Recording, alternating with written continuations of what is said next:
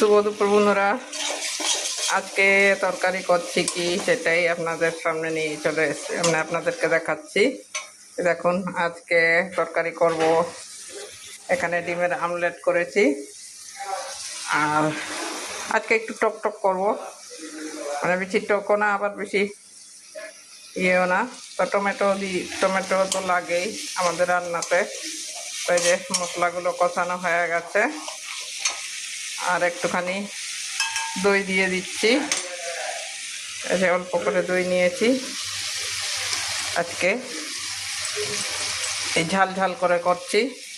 বৃষ্টি হচ্ছে তো, বৃষ্টির দিনে একটু ঝাল ঝাল না করলে না ভালো লাগে না। সকাল থেকে একবার বৃষ্টি হচ্ছে, একবার থামছে, এইভাবে আমাদের এইদিকে বৃষ্টি হচ্ছে সকাল থেকে। তো দইটা ফেটিয়ে নিয়েছি। দইটা একটু 2 মিনিট ভালো করে নাড়িয়ে নেব। যে মশলাটা আমার কষানো হয়ে গেছে, এবারে জল দিয়ে দিচ্ছি।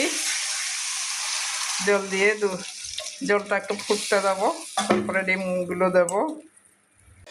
দেখুন বন্ধুরা, ঝোল ফুটে গেছে আমার। এবারে ডিমের আমলেট দিয়ে দেবো। আমি এখানে 6খানা ডিম আমলেট করেছি। 6খানা ডিম আমলেট করে তরকারি করছি। এই তরকারিটা ঝোল হয় না, একদম মাখা মাখাই ভালো লাগে। তো 5 মিনিট ফুটিয়ে নেবো ঢাকা দিয়ে। ঢাকটা দিয়ে 5 মিনিট ফুটিয়ে নেব। এই যে বন্ধুরা, এবারে ঢাকনা খুলছি। আমার ডিমের আমলেট তরকারিটা হয়ে গেছে। দেখেছেন কত বড় বড় ফুলে গেছে ডিমটা। ঢাকা খুলে দিয়েছি। এবারে একটুখানি ঘি দিয়ে দিচ্ছি, আর একটু গরম মশলা গুঁড়ো দিয়ে দিচ্ছি। তো একটু ভালো করে মিশিয়ে নেব। একটু ভালো করে মিশিয়ে নিই, নামিয়ে দেখাচ্ছি। তো বন্ধুরা, দেখলেন কত কম সময়ের মধ্যে এত সুন্দর একটা তরকারি হয়ে গেল।